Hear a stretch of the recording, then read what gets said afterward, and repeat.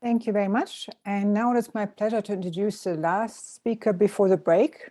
And that is Peter Dueben, who comes from the European Center for Medium Range Weather Forecasts, also known as ECMWF. And he's going to talk to us about challenges when preparing machine learning tools for use in operational weather predictions. Take it away, Peter. There's the unmute button. Yes, thank you very much. It's a pleasure to be here. Thank you very much for the invitation as well. So I'm going to talk about the challenge for operational weather predictions, and I'm working at this the institute with the strange acronym ECMWF. And I just have one slide to give you a very quick introduction into what we are and who we are. So we are the European Center for Medium Range Weather Forecasting, and we are a research institute, but we're also a 24/7 operational weather service. And we're focusing on global weather predictions, and in particular in what we call the medium range, so a couple of days into the future, but also all the way to monthly or seasonal forecasts. And we are based in Reading, which is in the UK, somewhere around here. But now we also have two more sites. One of them is in Bologna in Italy, and the other one is going to be in Bonn. And as we do operational weather predictions, we also have supercomputers. So high performance computing is quite important for us. And we're also building our own global weather prediction system, which is called the Integrated Forecast System. So given that we are an operational weather center, I thought it would also be useful to kind of at least briefly talk about why machine learning could be interesting or also dangerous for operational weather predictions. So the reason why it's interesting is that there are a lot of applications for machine learning across our workflow at ECMWF. So this is a figure that shows you or tries to show you visualizes the workflow that we have. So we take observations that are coming in, and then we perform data simulation where we bring observations and the forecast model together to generate initial conditions that are kind of both close to the observations, but also meaningful in terms of the model state. Then we run our numerical weather prediction forecast into the future, and then we have post-processing and dissemination, where you basically get the model output and make useful products out of it. And underlying, there's this big high-performance computing and big data processing chain that is basically required for all of those different components of our workflow. And if you now go to ECMWF and you ask around, like, where could machine learning potentially be useful, then you will come up with a lot of answers. And actually, I've done this, and I've basically collected all the different boxes that are above and below the workflow, and each of those boxes basically representing one of the application areas where we think machine learning is important. And the color coding corresponds to the color coding of the workflow tools. And what you should basically see is there are a lot of applications for machine learning that seem to be very promising for us, and also they're distributed all over the workflow. So wherever you go, you will find potential application areas for machine learning. And it's now up to us to really explore the space and to really understand which of those applications will really be changed by machine learning, and where we can really make a benefit from machine learning beyond the state of the art of the conventional tools, and for which of those application areas basically conventional tools maybe still continue to be better in the future. So we are in the process of preparing tools for operational use. And if you do so, you're kind of hitting a couple of challenges. One of the big problems that we have in operational weather predictions is that our tools need to be always reliable. So whatever you want to do, whatever you want to bring into a new operational weather forecast cycle, it needs to be reliable in a sense that it should not crash, for example, for unknown reasons. And it should always produce the same quality of results to some extent. So what this means is, if I'm basically suggesting a new tool for operational use, and it's put into the system, and then it will crash in the middle of the night, I may actually get a phone call to kind of get up in the middle of the night and try to kind of suggest a correction that the operational forecast can go out, because it's really important for us that twice a day our operations goes out to the user. And this basically means that there's a lot of doubt in the community to some extent towards machine learning tools, because machine learning tools are based on black boxes, and domain scientists don't like black boxes. So actually, we will need to convince the community that what we do with machine learning towards operational use is actually useful, and also understood in a sense that we can trust the tools. The second problem that comes up is that we have new model cycles that we're developing. So typically we have 2 cycles a year, for example, and then if we develop a very great machine learning tool for one cycle, and we have a lot of data available because we have used the cycle for a long time, and then a new cycle is coming up, a new model version, then we basically need to retrain our machine learning tools for the new cycle. And this can be quite challenging if you, for example, only have like half a year of data available to retrain a tool that you have used, that you have originally trained from 10 years of data. So there's a challenge to actually understand how you can, for example, use transfer learning and these kind of tools to actually really make sure that your upgraded cycle is always producing the same quality of results for machine learning tools. And then the third thing is that we also have a lot of compensating errors in our models. It's not only us, it's basically whenever you look into weather and climate models, you will see compensating errors. And what this means is that, for example, if you had a small error in the cloud parameterization scheme, it could well be that the developments in the radiation parameterization schemes could make up for those small changes in the cloud parameterization schemes. And even though the result is going to be without the error, actually it's right for the wrong reasons, and we have compensating errors in the parameterization schemes. And we have no idea yet what all of this means if you kind of now introduce machine learning tools into this mix. So if you, for example, do bias correction and you correct for errors of a certain scheme, and then you use this for 10 years in operational cycles, you can have all sorts of ideas how this could actually harm you when you're using when you're kind of developing compensating errors over time as well. So there are a couple of things that we really need to be careful about. And the big thing that we're kind of really scared of is extrapolation. So we all know that like learning tools like deep neural networks don't like to extrapolate. And if we use operational predictions, for example, you may at some point run into weather situations that you have never seen before. And then you have to extrapolate, and we don't know exactly what the machine learning tool is going to do then. So that's a big problem for us, and therefore it's worth for us looking into this. And the question is whether knowledge-guided machine learning can help you. And obviously the answer is yes, but at least we kind of want to identify how big the problem actually is and how much we can kind of benefit from using knowledge-guided machine learning here. So let's ask the question, how bad is it if you use extrapolation? So basically, we want to train now a machine learning tool in a changing climates. And obviously, I know that Pierre has already talked about this and gave you very good examples, but still, I'm going to study it in a little bit more detail. And to do this, I'm going to look into a very simple model. So I'm going to really look into the smallest model that I can find, which is the longest 63 model. And the longest 63 model is nothing but a system of 3 differential equations that you can see on the left here. And if you kind of run it forward, you will see this famous butterfly pattern that is basically used to study chaotic behavior, because this is kind of one of the smallest systems that you can get that is actually producing chaotic dynamics. So let's have a look at this, and let's have a look at extrapolation. And to do this, we were going to look into 2 different systems. One of them is that we're going to produce a forecast based on a kind of a standard learning technique, which is the echo state network. In our case, it's basically fairly similar to a neural network, but it's not quite as sophisticated if you want. But we actually know from a couple of publications that the echo state network is producing really good results for this toy model, for toy models like Lawrence 63 or Lawrence 95. And then we also have a domain-driven regularization regression technique. And what this is basically doing, it assumes a certain amount of terms that could be included in the model. And then you basically perform regression to learn the coefficients in front of the terms. And by doing this, you basically learn the differential equations if you want. And so the idea is now that we run a model trajectory forward in time over a long period of time using a fairly precise time-stepping integration technique. And then we basically use those machine learning tools to then just try to learn the differential equations and learn how the system is progressing with those 3 degrees of freedom. So we're using, as I said, one learning technique, the echo state network, and one regression technique, which we call the D2R2. So let's have a look. If you just learn the Lawrence 63 model as is, and I do realize that this is not the nicest plot ever, and you plot the forecast error in this one here on the y-axis, and you have the time on the x-axis, what you get obviously growing error. It's a chaotic system, so you will always see errors growing over time.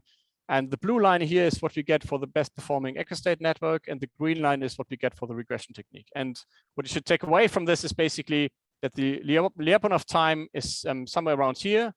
So basically the models perform actually quite well learning the system, because at the first Lyapunov time, the error hasn't really grown to a large extent. So that's good news. So all methods perform reasonably well. And now let's just assume that we're basically training for a different climate than actually our system is later applied to. So let's just assume that today's climate is just the left lobe here. This is not an error in the picture. It's just me cutting out only the left lobe for visualization. And we just use this data of the one left lobe for training. And we assume that climate change is kind of kicking us into a kicking point, and then we basically will end up with a two-lobe regime for the climate in a changed climate at the end of the simulation. So what's going to happen now? We also can increase the amount of training data that we get from the right lobe here. So we can kind of just use 1, 2, or 5% of the right lobe data and include this into the mix of the training and see what's going to happen for the two different methods. So on the left side, you see the forecast error for the echo-state network. And what you should see is that basically the error is kind of quite drastic if you only have a very limited amount of information for the right lobe. So if you only take 0, 1, or 0.1 or 1% of the training data from the right lobe, you will basically get very significant errors. And only if you increase the amount of data that you have for the right lobe to something like 10%, you will get better results. And well, you get much better results, obviously, if you kind of take the full data from both lobes. And the regression technique, on the other hand, is actually requiring only much lower amount of data from the right lobe. So even for 0.1% of the data from the right lobe, you're already performing reasonably well. And then if you increase to 1%, you're kind of really getting quite close already to the training situation where we had both lobes available. So basically, the echo-state network performs quite horrible unless you provide something like 10% of the data of the right lobe, while the regression technique needs only a very small amount of data to perform well in the system. And also, the previous plot was about forecast error, and this plot here is now what we call the Waterstein distance, and this is basically climate information. So you basically perform a very long simulation, and then you look at the PDF and you compare the different PDFs of the simulations against the truth. And what you see here is the x-axis is again the percentage of the data that you have available from the right lobe, and the y-axis is the Waterstein distance, and the higher the number, the worse.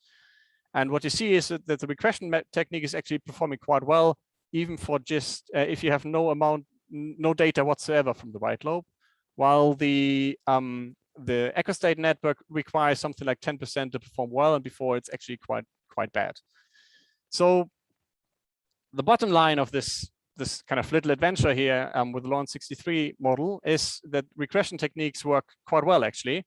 And this makes sense because basically they are learning the equations literally in terms of the physical sense. You can really literally get the equations that you've learned, the equation from the Lawrence 63 model out of the regression technique that you have learned. And therefore, the regression techniques are also able to kind of represent physical knowledge. So if a domain scientist would tell you that he would come up with a couple of terms, for example, that are physically meaningful in the system, you can use the regression technique to learn those terms, and you would be much better off. So this is an example actually where physical knowledge can help, and this is mostly done, I should really say, mostly work done by Ryan Pyle and Ankit Patel at Rice University. So that's a good sign, a good sign that knowledge-guided machine learning can really help. And obviously, it's kind of also a great idea if you think about the communities. So at an operational weather center like Eastern WF, we also have the problem that machine learning is kind of a bit of a different way to work than domain sciences with earth system sciences, are kind of the standard domain with where really most of the people really love physical knowledge and physical intuition. And if then the machine learning scientists come along and just kind of introduce some data methods, it's often a little bit tricky to kind of communicate between the communities. Whereas knowledge-guided machine learning is obviously great to kind of bring the communities together. It's also a great way to improve models and to take them, like to make them more resilient against changes. And for example, Pierre has given really great examples where knowledge-guided machine learning helps.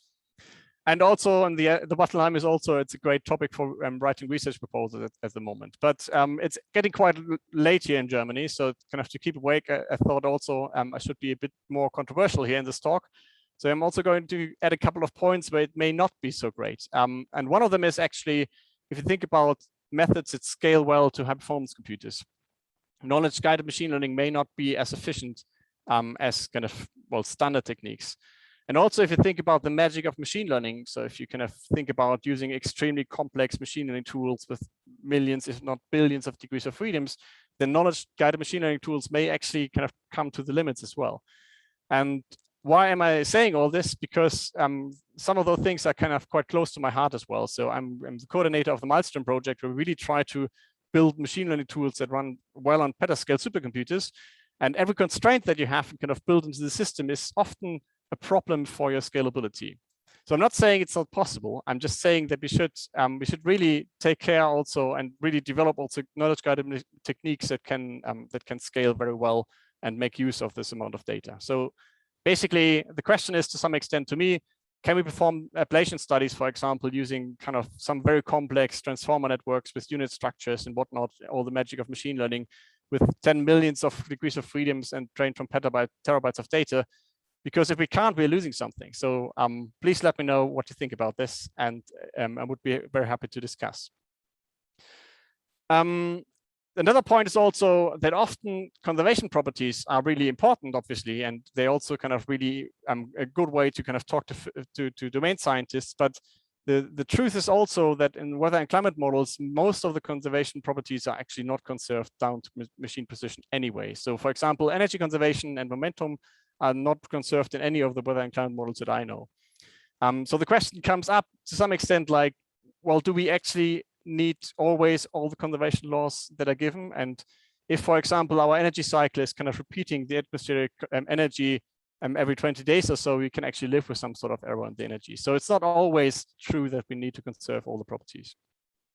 And also, and that's the last point that I'm going to argue against knowledge-guided machine learning in a knowledge-guided machine learning conference, is whether you can actually also, sometimes you can also develop techniques in machine learning techniques in a way that knowledge-guided machine learning may not be so important after all.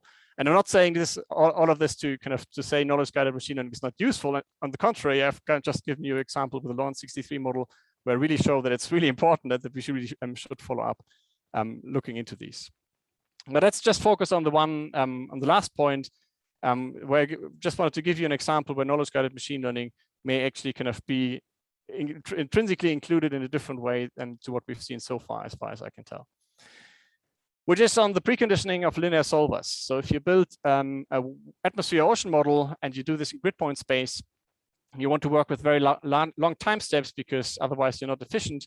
And if you do so, you often have to use semi-implicit time stepping schemes. And if you do this, you basically have to use a linear solver.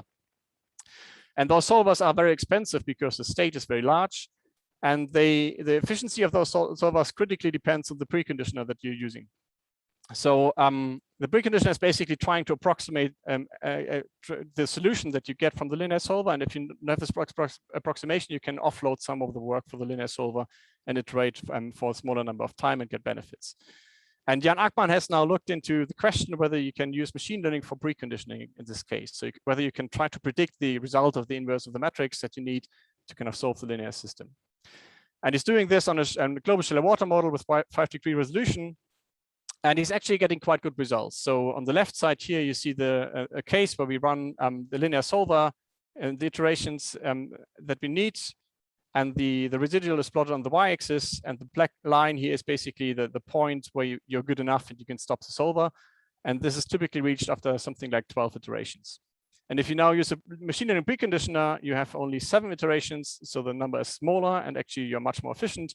And also you're getting quite good results in comparison to the implicit Richardson preconditioner, which is a standard technique to be used there. The iterations here are even smaller. It's only 4 iterations, but the implicit Richardson is also more expensive than our machine learning preconditioner. So the method is actually working, but also the method is quite resilient because you basically still have the solver after your iterations with a machine learning tool. So the solver would still take care of problems that you get in the technique.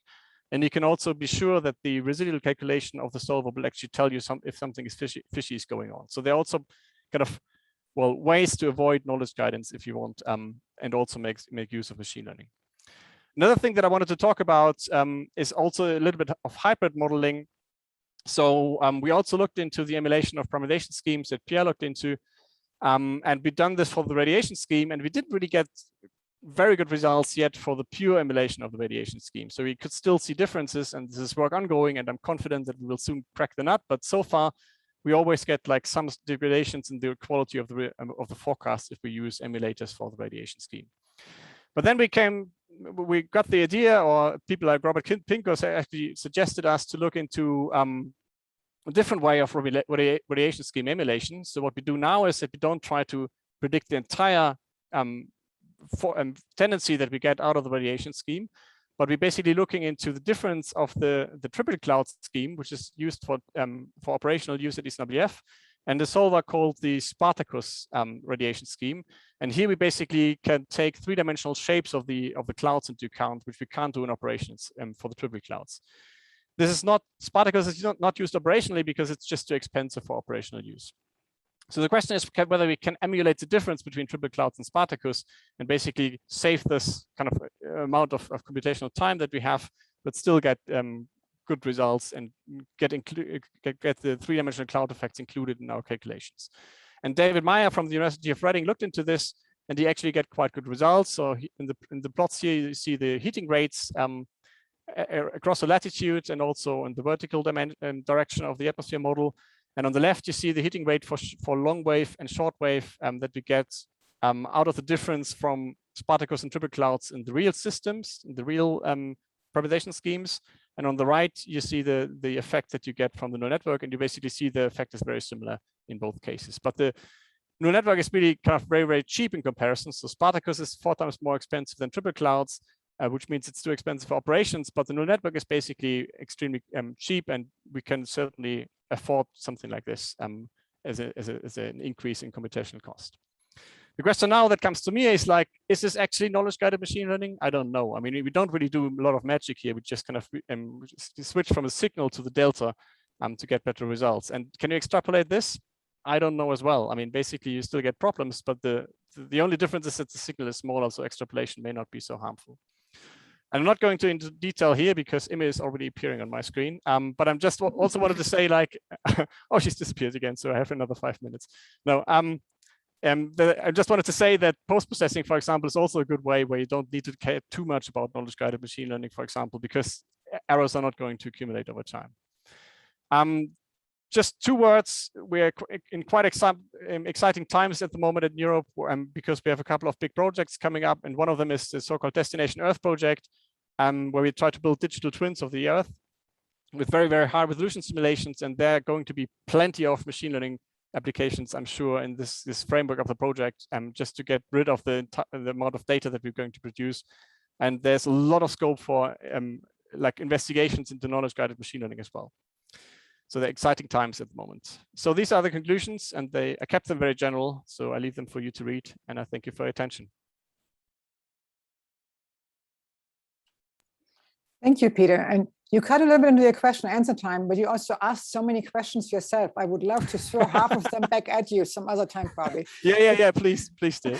Especially the transformer ablation studies. But anyway, let's go to the question that I get Slido.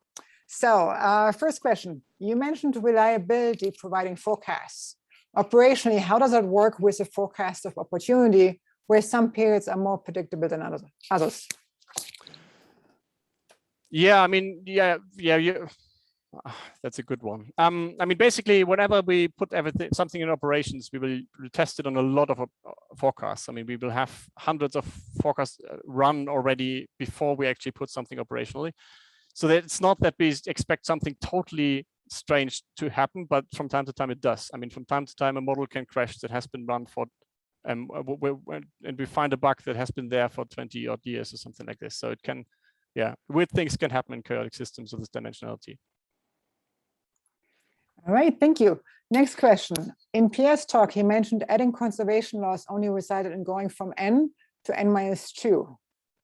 Wouldn't that still allow for machine learning magic? Yeah. Obviously, I mean, I was trying to confront you guys, and obviously there are methods that scale fairly well. I'm just saying that I would really like to see knowledge-guided machine learning applications within the next 3 years and a transformer network with 10 million degrees of freedoms. All right, you just wanted to provoke us a little. Okay, next question. Do you think KGML stuff, for example, operator learning, is useful to operational machine learning? Yeah, absolutely.